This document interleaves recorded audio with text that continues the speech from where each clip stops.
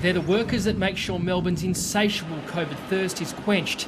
But this morning they walked off the job after a workmate tested positive. It's a choice 250,000 Victorians won't have from Wednesday, after Premier Daniel Andrews ordered thousands of businesses to close. We simply cannot open the economy up again. So there is significant damage that needs to be done here, but there is no choice but to do that damage to fix the health problem and then be able to move then to rebuilding the economy. Across the city, workplaces will be closed if they do not sell or make something deemed essential. In retail, supermarkets, grocery stores, butchers and bottle shops can remain open, but all other retailers must shut, including hairdressers. Hardware stores will be closed except to tradies. Online retail and delivery can continue. Cafe and restaurant takeaway will end at 8 p.m. After that, delivery only. Some manufacturers will be shut. Food, medical and chemical will keep going. Abattoirs have been a big problem during the pandemic. They'll now be forced to run at 2/3 capacity, and staff will be forced to wear health-level PPE. Gloves and gowns, masks and shields. They'll be working in one workplace only. They will be temperature checked. They will be tested.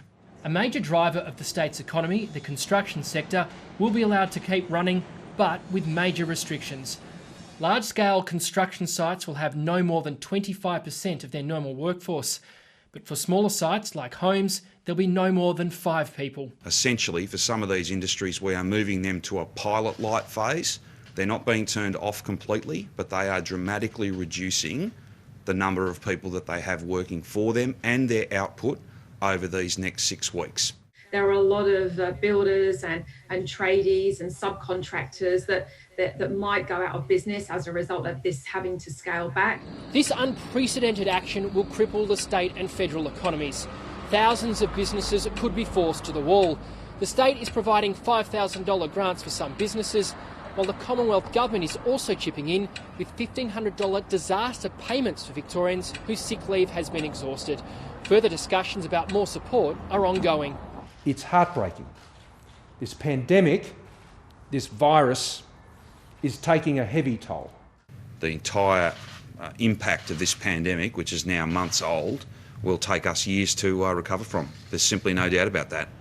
Drastic action that simply cannot fail. Richard Willingham, ABC News, Melbourne. It's been an emotional day for many business owners who'll be seriously affected by today's announcements. But despite the move to even tougher measures, people are still breaking the rules. Melbourne was turned into a ghost town last night as the clock struck 8 o'clock. For the first time in history, a strict curfew means residents will be confined to their homes between 8 p.m. and 5 a.m. And it'll crack down on those individuals who are moving for non-essential reasons, who might be visiting other homes, who might be visiting other people for non-essential reasons.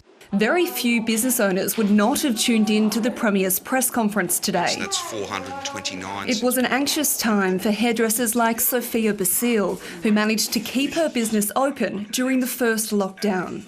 Well, I started it when I was 22, so, you know, it's very hard to, and this is the devastation that we're dealing with right now. Victoria recorded 429 new cases, down on yesterday's 671 infections. But without this further crackdown, the Chief Health Officer predicts the daily numbers would stay in the hundreds for the next 6 months. These restrictions are very substantial and I absolutely expect that we'll see transmission driven down and cases to decrease over time. Police and military officers are out enforcing the tougher measures, but some Victorians continue to break the rules. A group of people were fined for throwing a party in Point Cook. A Keilor man was pulled over by police in the Surf Coast after staying at his holiday home, and a Sunshine man was found in Melbourne playing Pokemon Go. The Chief Health Officer has warned Victorians won't start to see the effects of these measures until next week. And even if numbers do start to decrease, the restrictions will remain for the full 6 weeks.